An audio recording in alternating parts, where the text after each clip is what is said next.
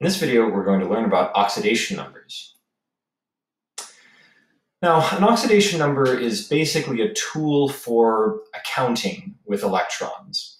The way to assign oxidation numbers is simply that we want to pretend that every chemical bond is ionic, and if it were ionic, then we have to assign a number as though it were a charge. So for example, with oxygen, O2, we know that oxygen has an electronegativity of 3.5 if we were to look it up. And if it's bonded to another oxygen, well, that's also 3.5. So you can't say that one side is going to have more partial positivity and the other side partial negativity. So in this case, both O atoms have an oxidation number of 0. But in the case of HF, we know that hydrogen has an electronegativity of 2.1 and fluorine has an electronegativity of 4.0. So we could say that hydrogen's oxidation number is going to be +1 and fluorine's is going to be -1 because the fluorine is the more electronegative element. This is not to say that this is an ionic bond or an ionic compound. We're simply saying that the oxidation number of fluorine is -1 and the oxidation number of hydrogen is +1. If we were working with an ionic compound, and you guys already know that lithium will form positive ions, and fluorine will form negative ions when the two are bonded together. So you could say that the actual charge of lithium is +1 and the actual charge of fluorine is -1, and the oxidation number of lithium is also going to be +1, and the oxidation number of fluorine is -1. But oxidation numbers go outside the scope of ionic compounds, and we'll think about that in some more covalent compounds like carbon dioxide. So we know that we've got carbon bonded to two oxygens, and it's actually doubly bonded to both. So what we need to do is look at it like the oxygen.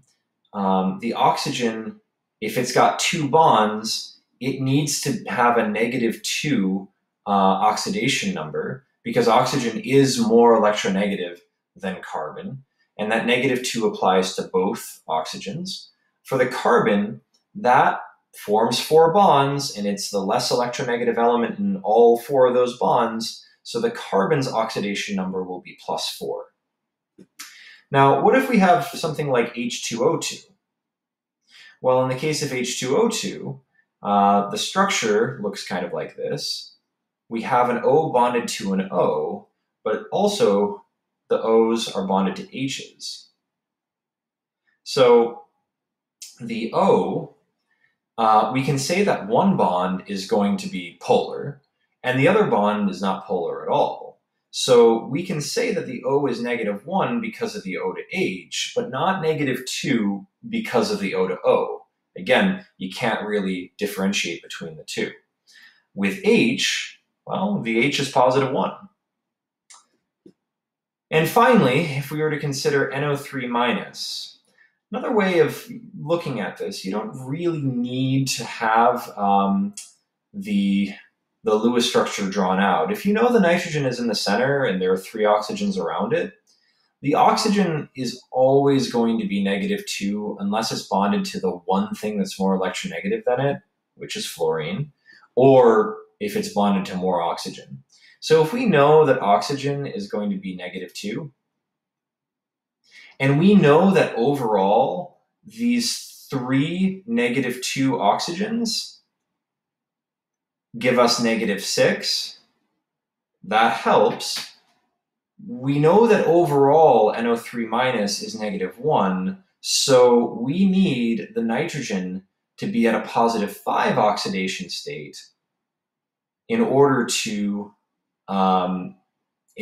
make everything work out. So if the nitrogen is +5 and then -2, -4, -6, you add them all up, we get to a -1 overall.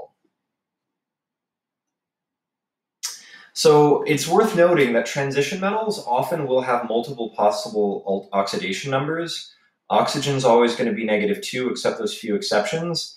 And in the case of manganese oxide, where there's only one oxygen, the manganese has to be +2. The manganese will be +4 in the case of MnO2.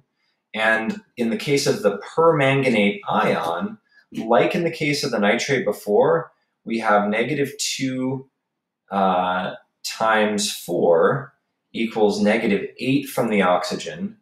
And to get back to -1 overall, we need the manganese to be +7 in terms of oxidation numbers.